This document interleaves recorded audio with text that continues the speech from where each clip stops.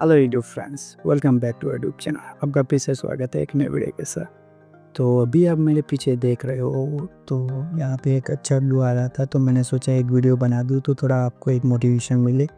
और ये चीज़ मुझे बहुत टाइम बाद समझ में आई कि ये चीज़ कैसे वर्क करती है। तो आप भी अगर ट्रेडिंग कर रहे हो और आपको भी कंटिन्यू लॉस हो रहा है और आपको पता ही नहीं चल रहा है कि मुझे क्या करना है आगे, स्ट्रेटेजी भी सही है, रिस्क मैनेजमेंट भी सही है, मैं रूल्स भी फॉलो कर रहा हूँ, फिर भी मेरे को लॉस हो रहा है, ऐसा क्यों? तो उस टॉपिक पे बात करेंगे। और ज़्यादातर ट्रेडर को ये इशू आता ही है। तो इसमें मैंने जो चीज़ सीखी है वो है कि अगर आपका कुछ सब कुछ भी सही है और फिर भी लॉस हो रहा है तो समझ लो कि मार्केट लॉस आपको देगा।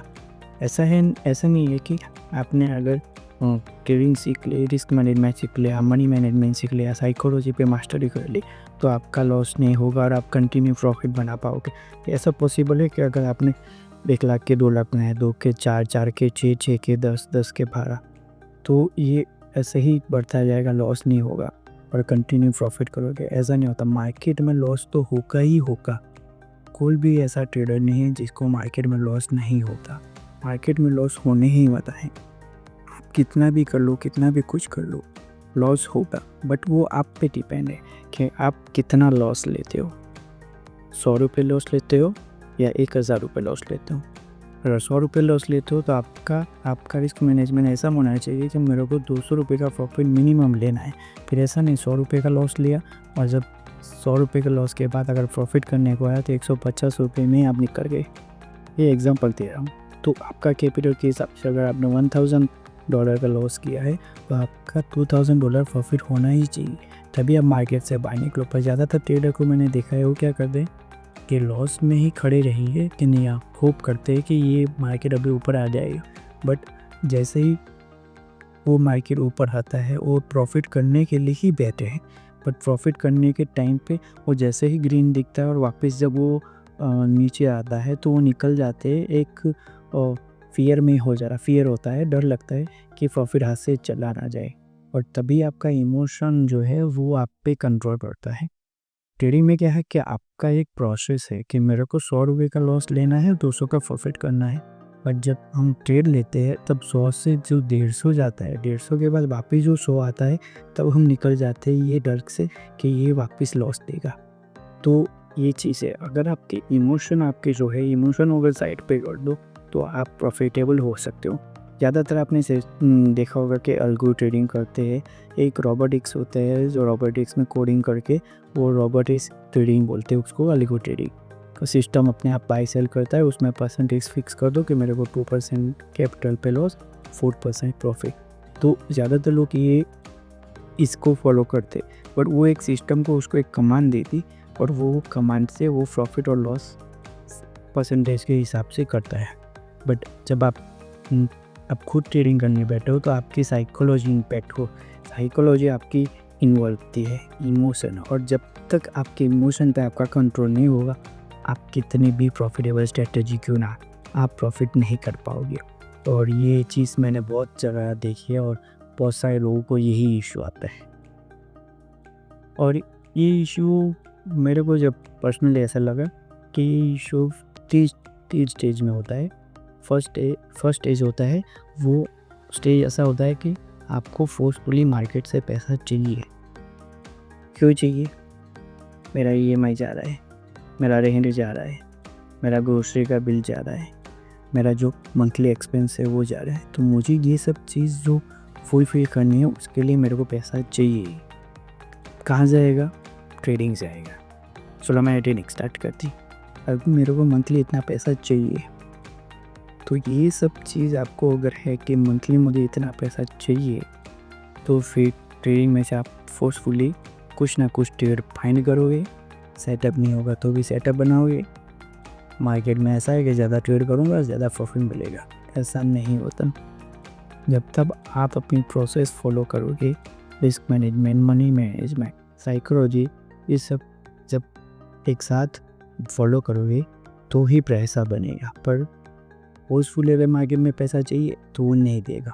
तो इसका सॉल्यूशन ये है कि आपको एक बैक ऑफ द माइंड, यानी आपको एक साइड इनकम होनी चाहिए जो आपके मंथली जितने भी आपको पैसे की ज़रूरत है वो वहाँ से फुलफ़िल हो।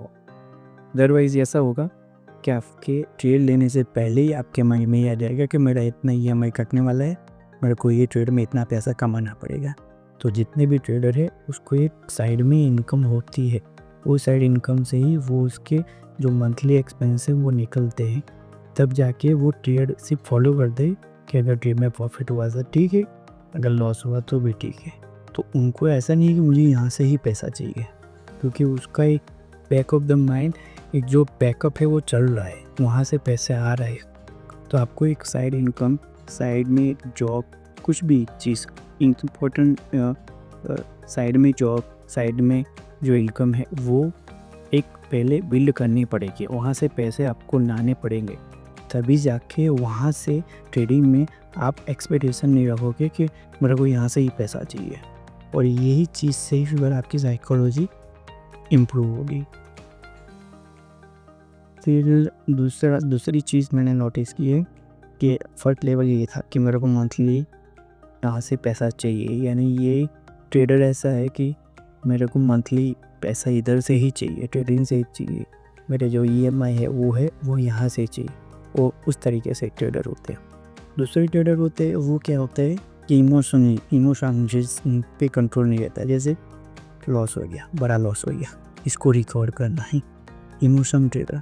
तो लॉस हो गया तो मार्केट में आपको लॉस, आपने मार्केट को लॉस दे दिया, मार्केट आपसे खुद जाके लॉस लेके नहीं आया।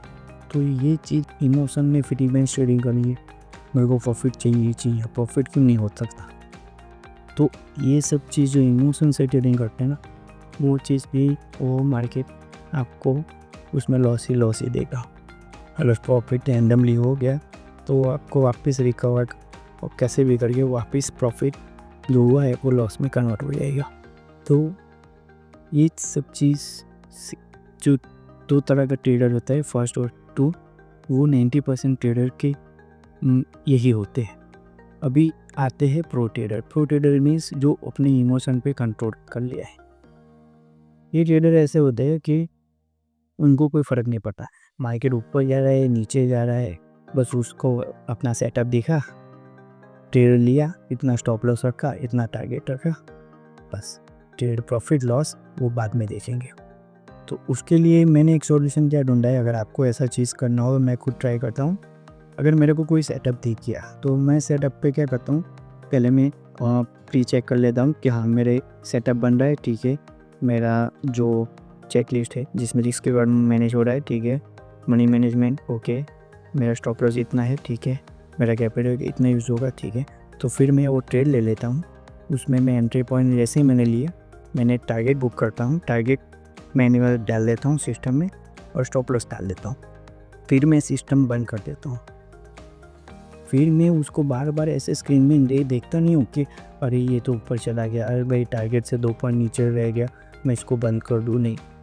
अगर 2 पॉइंट नीचे भी रह गया तो भी मैं सिस्टम खोल के देखता नहीं, मैं बस क्लोज करता हूँ। फिर मैं कुछ और करते रहो, जैसे मुझे मेरी कोई अदर एक्टिविटीज़ है या मुझे कुछ और चीज़ करना हो तो वो सब चीज़ें मैं फॉलो करने लगता हूँ। तो उसके बाद अगर सिस्टम ने मेरे को नोटिफिकेशन दिया कि आपका टारगेट हुआ या स्टॉप लॉस हिट हुआ, ठीक है, अगर टारगेट हुआ ठीक है, स्टॉप लॉस हिट हुआ तो क्यों हुआ, ये चीज़ क्यों हुआ, तो वो चीज़ फिर मैं वहाँ पे जनरल बुक जो मेरी है मैं लिखता रहता हूँ डेट, तो वहाँ पे लिखता हूँ मैं कि हाँ मेरा सब कुछ सही था, मार्केट ने स्टॉप लॉस दिया, उसमें मेरी गलती भी कुछ नहीं है, मार्केट की भी गलती नहीं है, स्टॉप लॉस देगा मार्केट। ऐसा नहीं है कि ट्रेड में एंटर किया तो मीन्स प्रॉफिट ही देगा।